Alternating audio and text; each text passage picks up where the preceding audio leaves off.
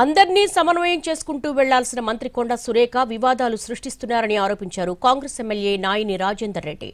భద్రకాళి ఆలయం తన నియోజకవర్గంలో ఉందని కొండా సురేఖకు ఏం అవసరమని ప్రశ్నించారు.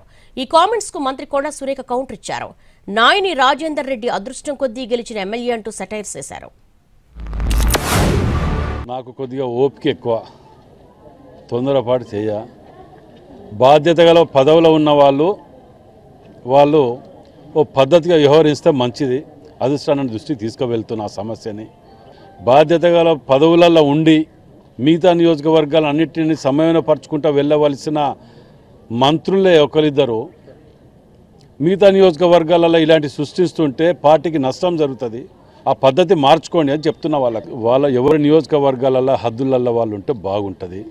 మీకు చేతనైతే ఇతర నియోజకవర్గాలలో మంచి చేయండి, అంతేకాని చిచ్చు పెట్టుకుంటూ నాకు భద్రకాళమ్మ టెంపుల్ నా నియోజకవర్గంలో ఉంటారు. నాకు తెలియకుండా మీరు నిర్ణయాలు తీసుకుంటూ పోతుంటే మరి ఎమ్మెల్యేగా నేను ఎందుకు ఇక్కడ? అది చాలా రోజులుగా పెండింగ్ ఉంది, వాళ్ళ పేర్లు ఇవ్వరు, అది కంప్లీట్ చేయలేదు. అది ఇప్పుడు చైర్మన్ది కూడా కాదు, మెంబర్లు ఇద్దరు. ఆ మెంబర్లు ఇద్దరు ఎవరినో ఒకరిని వేసాం. వాళ్ళు కూడా పెద్ద మాకు మా వాళ్ళు నా వాళ్ళు అనేది కూడా ఏం లేదు. మాకు పైనుంచి ఒకరిద్దరు అడిగిన వాళ్ళ పేర్లే వేసాం. మేము ఇక్కడ మేము కావాల్సుకొని మా వెంట తిరిగే వాళ్ళు అనేది వేయలేదు. ఇంకా ఆ మాత్రం ఒక గుడిలో కూడా నాకు ఒక ఇద్దరి ధర్మకర్తలను కూడా సొంతంగా వేసుకునేటువంటి అధికారం లేదు అని చెప్పడం చాలా బాధ.